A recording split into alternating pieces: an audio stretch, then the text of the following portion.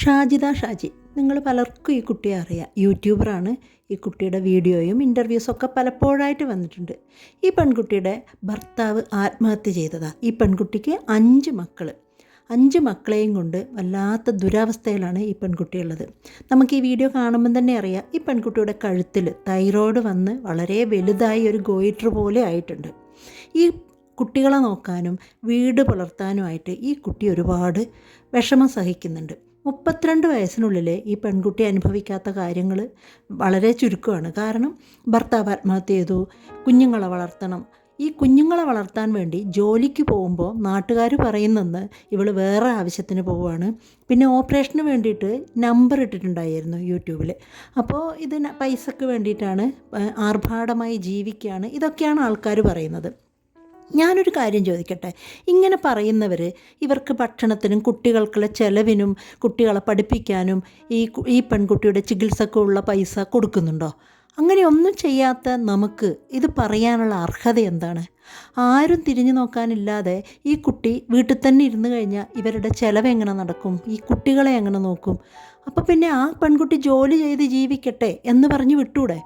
നമ്മുടെ സുധിയുടെ ഭാര്യയ്ക്ക് എല്ലാവരും കൂടെ വീടെടുത്ത് കൊടുത്തു. വളരെ ആർഭാടമായിട്ട് ആ പെൺകുട്ടി ജീവിക്കുന്നുണ്ട്.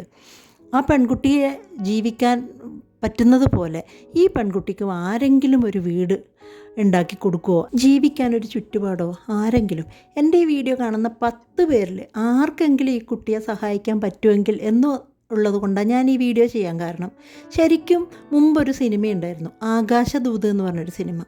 ആ സിനിമയിൽ ഭർത്താവ് മരിച്ചു, ആ സ്ത്രീക്ക് അസുഖമായതുകൊണ്ട് കുഞ്ഞുങ്ങളെ ഓരോ വീടുകളിൽ കൊണ്ടാക്കുന്ന ഒരു സിനിമയായിരുന്നു അത് കണ്ടിട്ട് തന്നെ ജനങ്ങൾ മുഴുവനും, കേരളത്തിൽ ഈ സിനിമ കണ്ട എല്ലാവരും കരഞ്ഞിട്ടുണ്ടായി. ഇപ്പോഴും ആ കുട്ടികളെ കാണുമ്പോൾ ആ ഒരു വാത്സല്യമാണ് എല്ലാവർക്കും.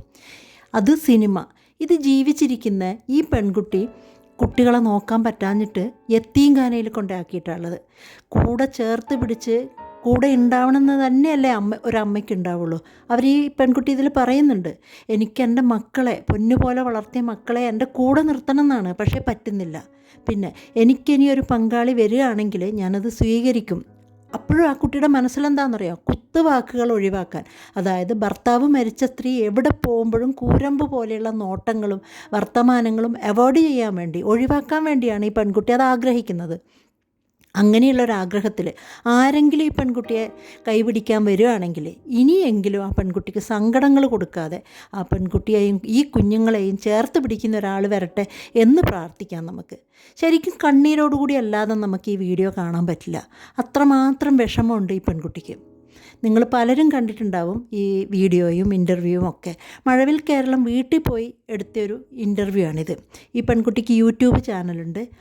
അതിനും ആൾക്കാർ കുറ്റപ്പെടുത്തുന്നു, അവൾ യൂട്യൂബ് ചാനലിൽ ഇഷ്ടം പോലെ പണം ഉണ്ടാക്കുന്നുണ്ട്, ആർഭാട ജീവിതത്തിന് വേണ്ടിയാണ്. ഈ പറയുന്നവർക്ക് 5 കുട്ടികളെ നോക്കാനും അവരെ പഠിപ്പിക്കാനും ചികിത്സയും ഈ തൈറോയിഡിന് ഉള്ള ക്ഷീണങ്ങളും അതിനുള്ള ചികിത്സയും ഒക്കെ ഈ പെൺകുട്ടി തന്നെ ചെയ്യണം. അതൊന്നും ചിന്തിക്കാതെ ഈ പെൺകുട്ടിയെ കുരമ്പുകൾ കൊണ്ട് വേദനിപ്പിക്കാനും കുറ്റം പറയാനും ശ്രമിക്കുന്നവരോട് എന്തിനാണ് അങ്ങനെ ചെയ്യുന്നത്? ആ പെൺകുട്ടി ജീവിക്കട്ടെ.